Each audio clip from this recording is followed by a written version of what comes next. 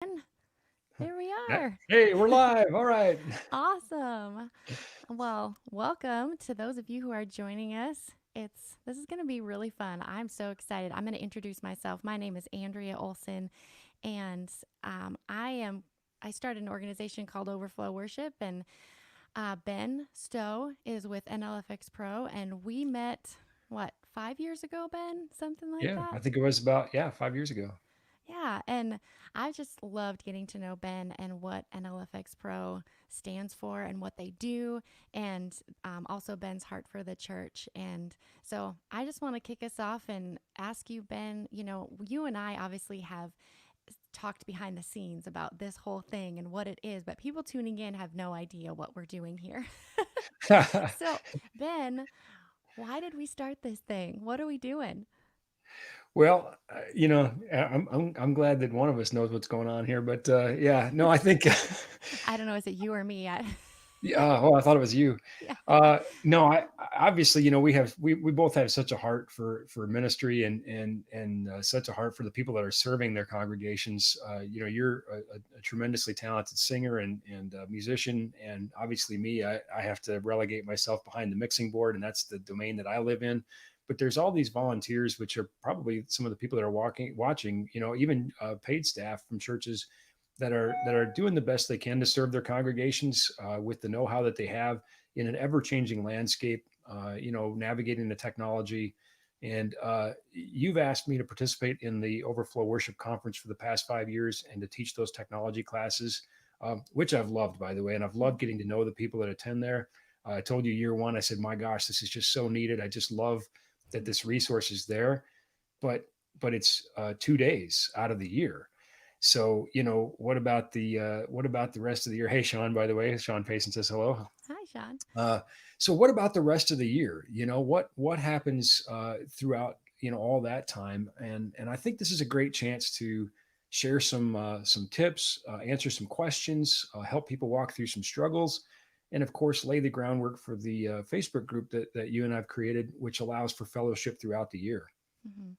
Yeah, yeah, and I think it's like you said, it's just so important to try to be a bridge, right? To bridge that gap between, uh, like you said, the event that I host every year, and just kind of trying to be boots on the ground for people to help them navigate through some of the struggles and challenges, and for this purpose specifically geared towards that technology and worship discussion because it's just so broad. There's so many things that leaders and pastors and tech leaders face from week to week to week that sometimes, I mean, even the professionals feel a little bit like we're shooting in the dark. Like, oh, we have to navigate through struggles and challenges with that. And so I think you said it so well. And I'll just reiterate and say it from my heart too. I just hope that we can be an encouragement to you guys and help you navigate through what you're facing, especially with 2020. Just all that, this technology aspect has the skyrocketed. The need has skyrocketed, and the ability and the resources that are available are growing. But it's also hard to know, like, which one do I choose? What do I even Right. do? And so I think I would love to kick off the discussion, specifically talking about within the local church context. People kind of have their base of whatever they have, right? They've got their sound equipment, they've got their volunteers that's unique to their scenario. But now we have this need to move to the next step, whether you've got a Mhm. live stream or you've got to upgrade your sound equipment, whatever that looks like. But we want to be mindful. And that's what we were Mhm. talking about before, like being mindful and informed in our decisions that we make when upgrading equipment or changing or shifting. So, what are some of the things that, you've learned maybe even more recently, but just in your experience of how can we help people make mindful and informed decisions as they're navigating through, the specific challenges with technology? Well, it's a critical process, I think, because nobody has unlimited resources, and Mm-hmm. certainly, uh, resources now are even more of a challenge for many congregations. My own home congregation included, and you have to choose judiciously how you apply those resources. But even if you had, unlimited resources, you still don't want to be wasteful, I think, right? Right. You want to spend the congregation's money purposefully and appropriately. Hmm. But I think if we were to liken this to a road trip, remember those when we used to actually go places? Yeah, vaguely, vaguely remember. Seems like an ancient lifetime ago. I mean, anyway, but I think in order to plan a road trip, you need to know two things. You need to know what your destination is. You need to know, what you're going to try to accomplish. What is the desired result? But you also need to know where you're starting from. Hmm. And if you don't know those two things, it's really hard to make a roadmap. So I think, taking a good assessment of what you have and how it can be used or can't, and then kind of mapping that against where you want to go is really an essential thing. And Yeah. that's one of the things that I hope, one for sure we can be a resource for, is that people can bring both of those pieces of information to us and say, well, I've got this, Yeah. and I want to go here. What's that map look like? But also, again, in that Facebook group, a safe place for people to share ideas and to be honest and even vulnerable with each other.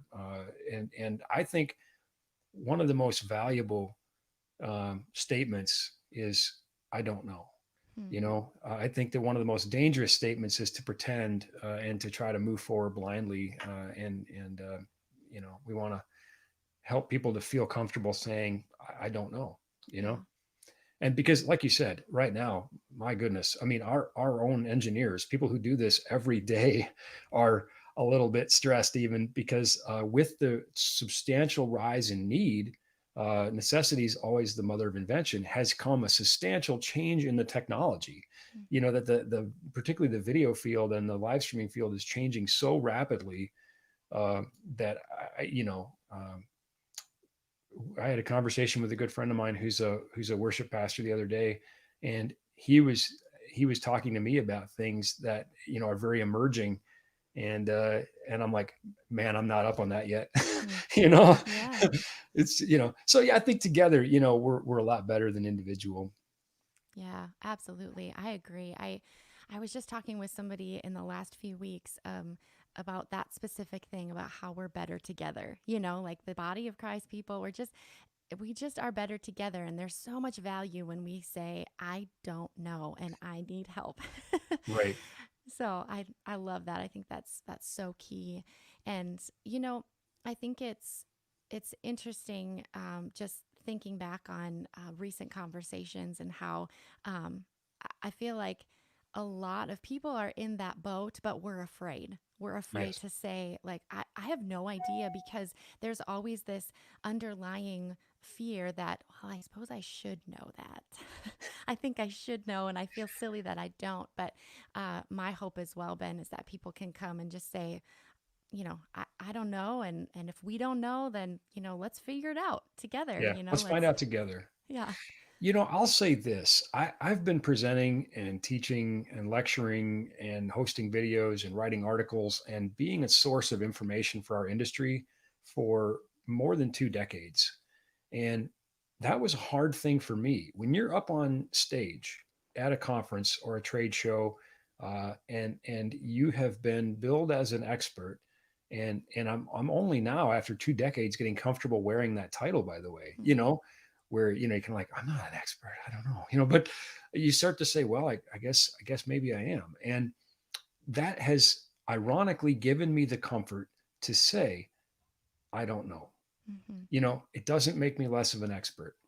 That the world is very big, the scope is very big, and learning is a constant journey, and it's an exciting one. In Hmm. fact, I guess I'll probably be the most bummed the day I wake up and I feel like I do know everything.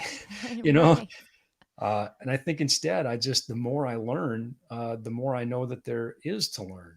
Hmm. Now that's a really deep rabbit hole in and of itself. And when I put together the presentation you asked me to do for the last conference, which was kind of on the how to learn, what is the rigid, what is the art, what is Yeah. science, and what is artistic, and talking about the journey that many of our attendees and our viewers go through. Um, I talked to another friend of mine who's a worship musician, and he summarized it so well. He said, I need to know, or I want to know, what is the minimum I need to know and not be overwhelmed? You Hmm. know, it's sort of that balance that you can't jump into the deep end of the pool until you can swim. So what can I do to just get my water wings on and start Hmm. splashing around a little bit?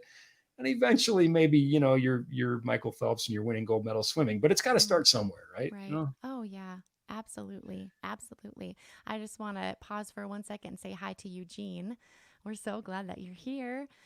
And I just resonate with that, Ben, so much. I think it's such a great perspective to give ourselves the permission to take it one step at a time.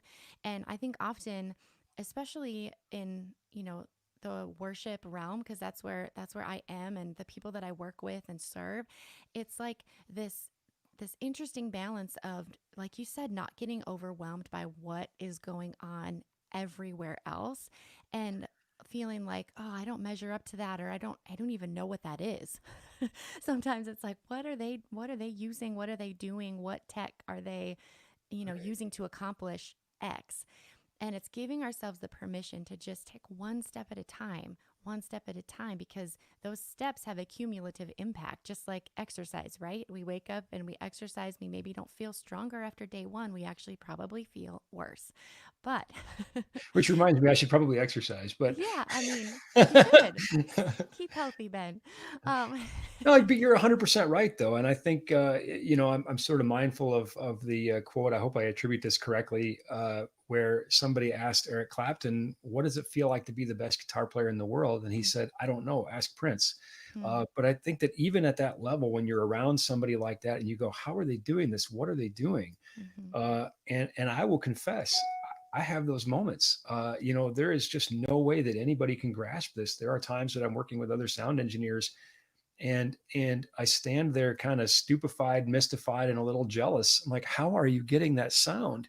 hmm, But there's two ways I can go about this. I can stand there in my self-assured and jealous, you know, indignation and come away with only the question, hmm, or I can humble myself and be like, what are you doing? How are you doing that? You know, and it's usually not a trade secret. You know, a lot of times people right. are really excited to talk about how they achieved a sound, whether it's on an instrument or on a console or whatever. I think, you know, it's an opportunity for both of us to grow. Hmm. And I'm very happy of the network of colleagues and friends that I have where we can kind of compare notes, you know.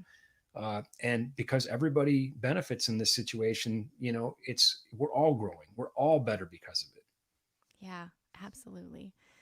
So, I know that the people that I serve and work with your overflow worship are, very hungry and interested in like the tangible specifics of how to accomplish X. And I think, like you said before, though, the first step is we got to know where we're going. And, when I work with churches, I always talk about, vision casting and making sure that like, what's the goal? What's the mission statement of your worship team and of your ministry, because you kind of run everything through that filter. Well, let's take it one step more specific, down to technology. Do you have any like a broad filters? No pun intended. Actually, I It didn't was even good though. mean That's to do good. that. Thank you. um, but do you have any broad uh, filters that you use when you're training people, working with people that are not so specific as, this gain or this effect, but more like, this is kind of what I use, that I run everything through this and it helps me not to be overwhelmed? Does that make sense?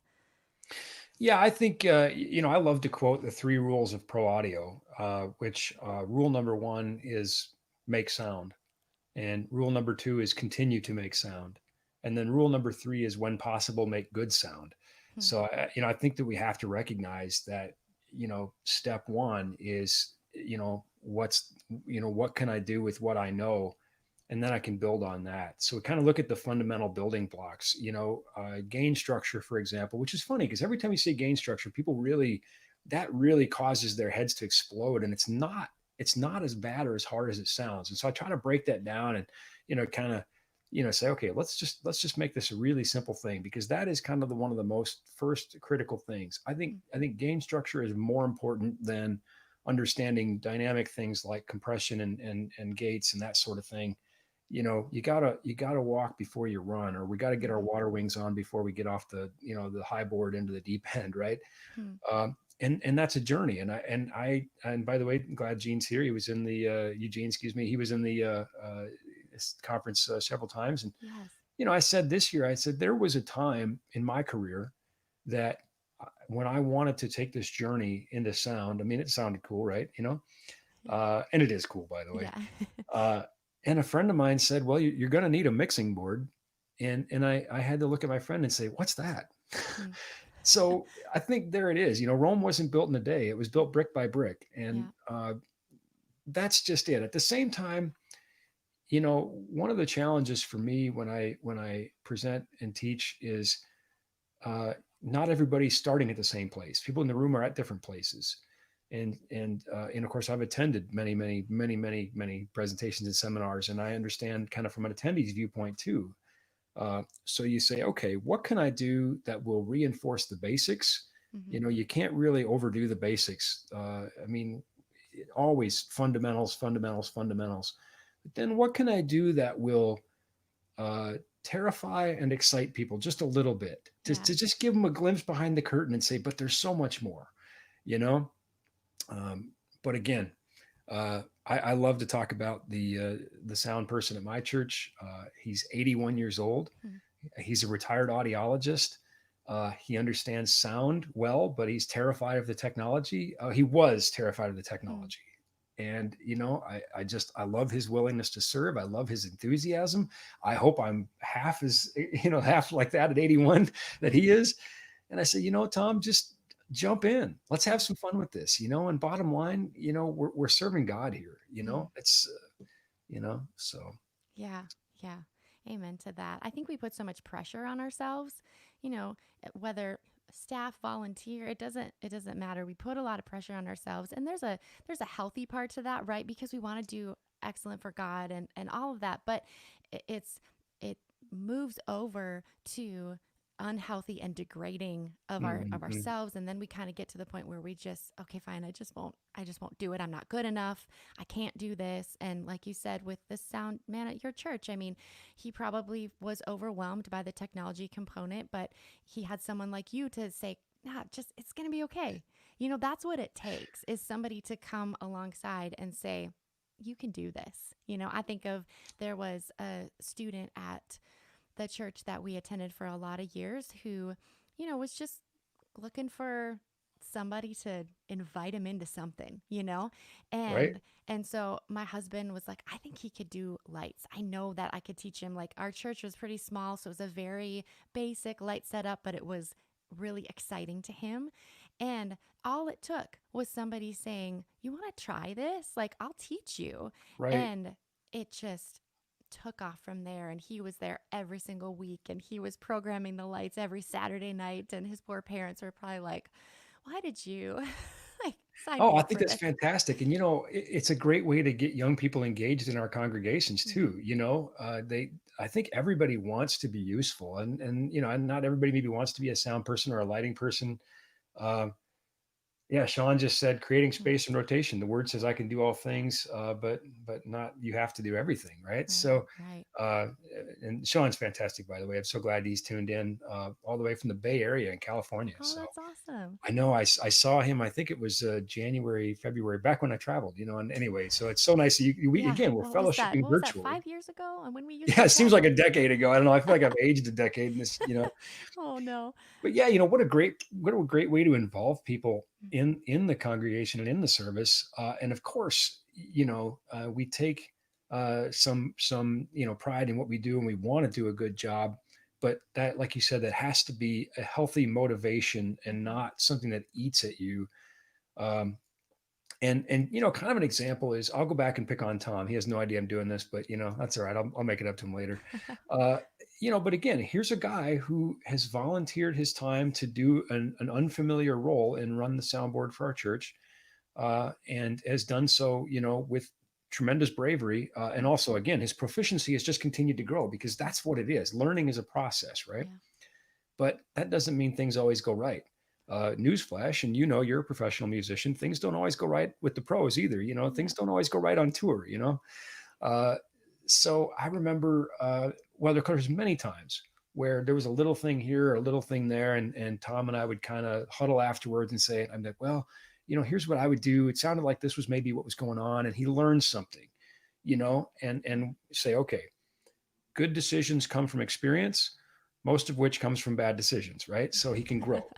However, I remember one Sunday where things just kind of went off the rails, and he was so frustrated, and he was just, I could tell he was just at the edge of his Mm. wits. And I walked back by the sound booth, and again, he's a real high energy guy. I just love him. And he kind of grabs up and he goes, "Hey, hey!" And I said, "Before you say anything, Tom," because I knew he wanted to ask about the what and the how. I knew he did. I knew he wanted to tackle it right in that moment. But I said, "Before you do," I said, "let me just tell you, some days there's going to be days like this." I said, "Let's just get a coffee. Mm. you know, let's talk about this one later. Let's let it go for now. I think Mm. this some days it just doesn't go your way." Yeah. Yeah. I love that. I love that. That's so true. Well, I think, that hopefully everybody who's watching and people who watch this later, come back to it. I hope that you hear our hearts in this, that we just want to come alongside of you and, help you navigate through your technology challenges. And Ben is such a great resource for this, and I'm excited to be able to be the one to ask the questions. And my perspective and my experience is different, and I think it's so cool when we can come together with other people and bring our experiences, and just we want to serve you guys. And so that's why we're here and why we're doing this for the next several weeks. And we just encourage you to not be afraid of where you start. Don't despise your beginning. I think that's what maybe you can pull from this first episode here as we kind of seek to wrap it up, is don't despise your beginning, because we all start somewhere and it's Yes. valuable. Our beginnings are valuable. I mean, think about, if you're an adult, your childhood. I mean, maybe there's hard, maybe there's struggle, but there's still value in it because we learn from it. And so with you in your church context and you're serving in worship team and technology, it's okay. Where you're starting is okay. There's nothing wrong with it. You didn't do anything wrong to bring yourself where you are. And so we just encourage you to start where you're at and start taking steps. And we want to be here to help you navigate through your questions along the way. So, I want to point something out, and then I want to expand on something you just said there. But I can't believe I didn't think of this until just right now. But if you look over my shoulder, that in the corner back there is a stage light that I made out of a coffee can, out of coffee cans, when I was just starting out almost 30 years ago now. But the reason it's there from almost 30 years ago is to remind me of mm, that I was starting out making lights out of coffee cans, which were dubiously safe. Uh, we all start somewhere. yeah. And if we're honest with ourselves, it was probably pretty humble. Mm-hmm. And what you said that was so awesome is about questions. This show, this webcast is not just Andrea and I. It's you. We want you to participate. We want your questions. We want you to help us, because your questions are probably the same questions many others have. So when you ask it, you're the voice of many. And together, we're going to tackle a lot of fun things. Yeah, that's true. Awesome. Well, I'm sitting here looking at this little thing that I keep on my desk, and I'm going to grab it here. And before I show it to you, everybody, I'm going to give a brief context. We homeschool our kids, and about, I don't know, 4 years ago, I was, in the midst of trying to grow, this conference and overflow worship as it was. And there was a season that was really stressful and just hard, and I was learning a ton, right? Because with all this stuff, with conference and technology and everything, I was learning a ton, even at that point. And my daughter, who at that time was 5, she could tell, I think mommy's kind of stressed out. And she has taken up loving to sew, and she loves to sew, like she would hand stitch stuff. And it was amazing to me, actually, because I can sew a little, but I'm not a proficient sewer at all. I would never tell anybody that I sew. I don't, I don't want anybody to think that I have that skill. I just can kind of get by. But she made this little thing, and I've had it on my desk ever since. And it's so cute because she couldn't quite spell properly. But it's this little pillow, this teeny tiny little pillow. It says, "Don't quit." Oh, that's And, awesome. and so I keep it, I've had it on my desk for this many years, and I look at it anytime I'm down here. And so I just encourage you with that today for whoever is here. You start somewhere and then just don't quit. So, That is so awesome, and a message for all of us. All of us. That is a yes. great message, Yeah. especially maybe in 2020. Amen. Persevere, friends. We got this. Everything is going to be okay because God is still on the throne. He's still the same yesterday, today, and forever. And that, thankfully, is never going to change. Amen. Amen. Sean's got a great question that maybe kicks us off next week. Yeah. So we'll take a few of the questions and look at them. But that is a great question. What's been beneficial in training volunteers and finding people interested in serving? I think that's That's maybe a great. good topic. And honestly, maybe one you're more qualified than I am to tackle. How do you, you know, uh, I don't want to Yeah. say recruit, but encourage Yeah. volunteers? Yeah. That's so great. Yeah. Well, we'll be back here next Friday at noon Central. And so let's take that as our front topic as we kick things off next week. Thanks for that, Sean. I wish we had time to dive into all of that today, but let's do it next week. That sounds awesome. Yeah, for sure. Thanks, everybody. Appreciate you so much for watching, and thank you, Andrea, for creating the Overflow community and just for your heart. I can't think of too many times it's happened in my career where I've gone to an event where I was asked to present, and that's how our relationship started. It was purely professional, and I was just blown away. I said, "Wow, this is such an amazing resource." Hmm. So, Wow. Well, thank you, Ben. I appreciate that. We are so grateful for you and all you pour into our people and to the church community. And so I thank you as well. And for everybody tuning in, we'll see you next week. Come back and join us at noon for a fun discussion. All right. Bye, guys. bye bye.